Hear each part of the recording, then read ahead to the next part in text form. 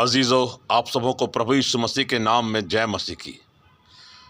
पवित्र बाइबल में लूका रचित सुसमाचार 15वें अध्याय में जो शानदार बातें लिखी गई हैं वो है कि जब कोई पापी मन फिराता है तो स्वर्ग में सरदूत आनंद के गीत गाते हैं। और प्रभु यीशु मसीह ने कहा, मन फिराओ क्योंकि स्वर्ग का राज निकट आ गया है।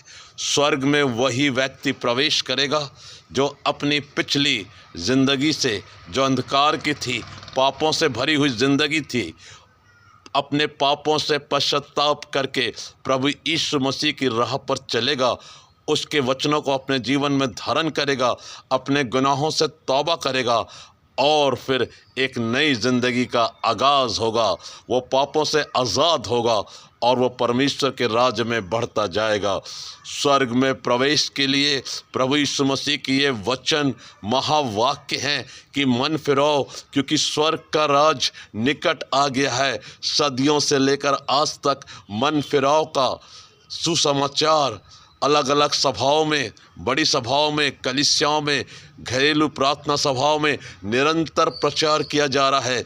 बहुत से लोग कानों की खुजली के कारण मन नहीं फिरा रहे। बहुत से लोग संसार की उथल पुथल में, संसार की उलझनों में फंसे हुए हैं, वो मन नहीं फिरा रहे। बहुत से लोग संसारिक भोग विलास की वस्तुओं की प्राप्ति के कारण जो निरंतर पैसे की अंधी दौड़ में दौड़ रहे हैं, वो मन नहीं फिरा रहे। लेकिन एक दिन उनको पछताना होगा। परमेश्वर के वचन अटल हैं और परमेश्वर के वचन बार बार, जब प्रभु यीशु मसीह भी पृथ्वी पर थे, वो लोगों को ताकीद कर रहे थे, समझा रहे थे कि मन फिराओ क्योंकि स्वर्ग का राज्य निकट आ गया है। आज बड़े दुख की बात है कि हजारों जिंदगियां तबाह हो रही हैं। जैसे समुद्र में जहाज़ डूब जाया करते हैं, बहुत से लोगों की ज़िंदगी के जहाज़ डूब गए क्योंकि उन्होंने परमेश्वर के सामने दीन होकर मन नहीं फिराया और फिर उनकी ज़िंदगियां विनाश का कारण बन गई। एक शानदार उदाहरण है, जब परमेश्वर ने योना को नीनवे में भेजा कि जा तू प्रचार कर, और वो 40 दिन रात तक प्रचार करता गया और नीनवे के राजा ने अपने राज के वस्त्र उतार कर टाट के वस्त्र पहने और अपने मंत्रियों को और सब जो सारी प्रजा है उनको ये आदेश दिया कि सारी प्रजा के लोग और राज दरबार में रहने वाले दरबारी और पशु भी उपवास और प्रार्थना में जीवन बिताएं ताकि परमेश्वर हम पर दया करे और हमें नाश करने की इच्छा बदल दे। हालेलुया! परमेश्वर ने अपनी इच्छा बदल दी और उनका मन फिराव का व्यवहार देखकर उन्होंने नीनवे को नाश नहीं होने दिया और योना का प्रचार उनकी ज़िंदगी में आशीष का कारण हुआ।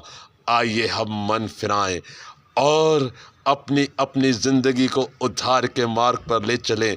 याद रखिए, केवल खुदावंद यीशु मसीह ही जगत को बचाने वाला है। खुदावंद यीशु मसीह ही मुक्तिदाता है। खुदावंद यीशु मसीह के वचन ही लोगों की ज़िंदगी में परिवर्तन लाते हैं और खुदावंद यीशु मसीह पर ही विश्वास करने से हम स्वर्ग के राज में प्रवेश करेंगे। इसलिए मन फिराओ या मन फिराने की जो प्रक्रिया है हमारी ज़िंदगी में रोज़ होना चाहिए। बहुत बार हम प्रार्थना के बावजूद चूक जाते हैं, गलती कर बैठते हैं, लेकिन जब हम परमेश्वर से माफ़ी मांगते हैं, वो हमेशा अपने दोनों बाहें फैलाकर हमें स्वीकार करते हैं, गले लगाते हैं। क्योंकि जब कोई भी पापी परमेश्वर के पास आता है, मन फिराता है, तो स्वर्ग में उसके नाम से आनंद के गीत गाए जाते हैं। परमेश्वर इन वचनों के द्वारा हम सबों को बहुत बहुत आशीषें प्रदान करें। आमीन।